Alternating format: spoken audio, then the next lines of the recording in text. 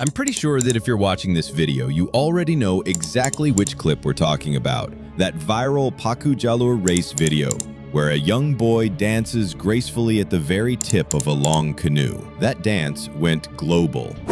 So mesmerizing, so powerful, it captured the world's attention and even sparked a brand new internet term, aura farming. A phrase that describes the magnetic charm radiating from the dancer. But that brings us to the real question. Where did this tradition actually come from? And there's something most people don't realize. This race isn't just about speed. It's not just about paddling. There is a deep spiritual meaning behind it. Before we dive in, make sure to hit subscribe and turn on the notification bell so you don't miss more amazing stories from Indonesia. In this first video, I'll explain the history of Pacu Jalur, especially the deeper side of the tradition. Pacu Jalur is a people's festival, a source of pride for the community in Kuantan Singingi Regency, Riau. Its history dates back to the 17th century, when Jalur boats were the primary mode of transport for villagers along the Kuantan River. This river stretches from Hulu Kuantan in the upstream region to Sewenti in the downstream area. Back then, land transportation was nearly non-existent. Over time, these boats became more elaborate. They were carved with intricate decorations, heads of snakes, crocodiles, or tigers, engraved on the sides or at the selembayung. Ropes, scarves, a central pole called gulang-gulang, and lambai-lambai at the stern where the helmsman stands were added to complete the look. These enhancements also marked the boat's transformation from a simple means of transportation into a symbol of social identity. Only local rulers, noblemen, and datuk-datuk were permitted to ride these decorated boats. About a century later, the people discovered a new form of entertainment, racing the boats against each other. This tradition evolved into what we now call Pacu Jalur. Initially, the races were held in villages along the river to commemorate Islamic holidays. But as time went on, Pacu Jalur became a symbol of Indonesian independence, held every August. Some of you may already know this, but during the festival, Jalur City transforms into a sea of people. Traffic jams are everywhere, and even those who've migrated away from their hometowns, they return just to witness this incredible event. It's common for over 100 boats to join the competition. This race, which reportedly dates back to 1903, is now a permanent event in Riau province's tourism calendar, aimed at attracting both domestic and international visitors. During the Dutch colonial period, Pacu Jalur was held to celebrate cultural feasts, village ceremonies, and even the birthday of Queen Wilhelmina of the Netherlands, which fell on August 31st. Back then, the races would last 2 to 3 days, depending on how many boats participated. Today, it's all about vibrant costumes, the thunderous sound of the starting cannon, and the roar of the crowd. Pacu Jalur has become a living cultural heritage of Kuantan Singingi, Riau, one worth waiting for and worth celebrating. A jalur is a type of canoe made from a single solid tree trunk. It's not cut into pieces. It's not glued. It's not stitched. It's crafted whole. Its structure is strong and sleek. It moves smoothly through the river and looks incredibly elegant. Creating a jalur is a long and sacred process. It begins with a village meeting, known as Rapek Kampung.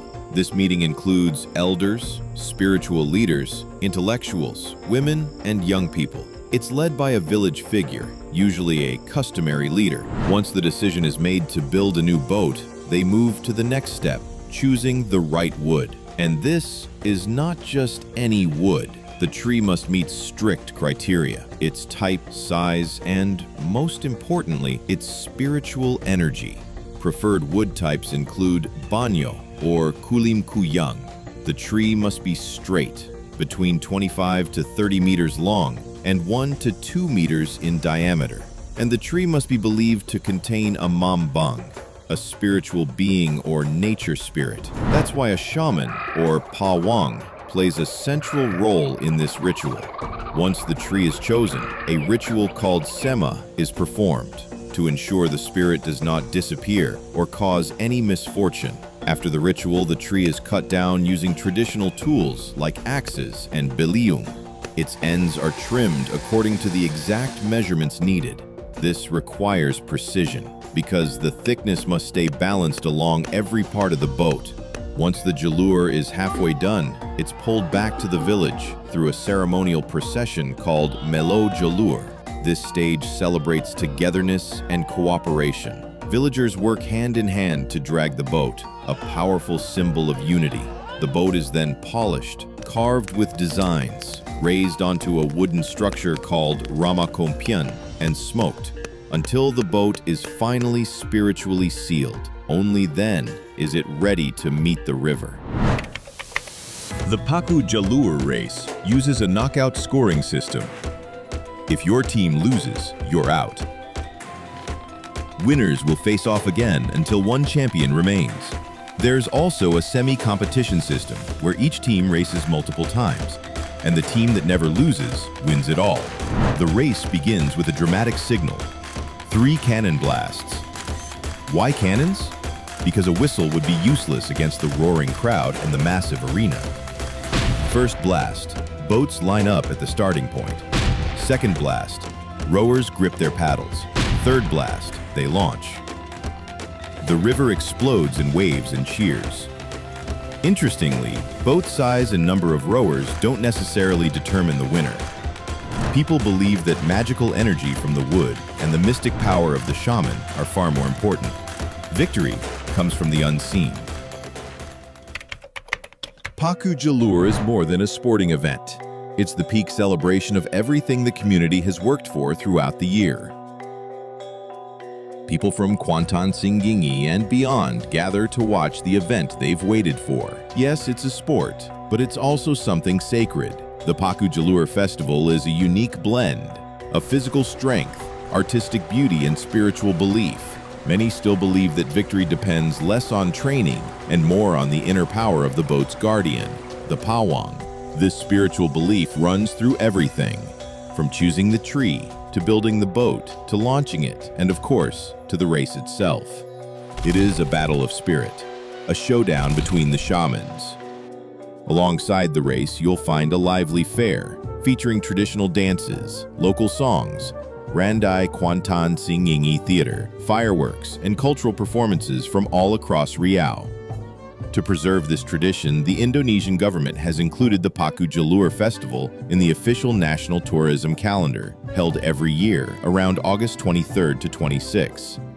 Over 100 teams participate, not just from Riau, but from other provinces and even neighboring countries. There's now a strong push to make it part of the international cultural calendar.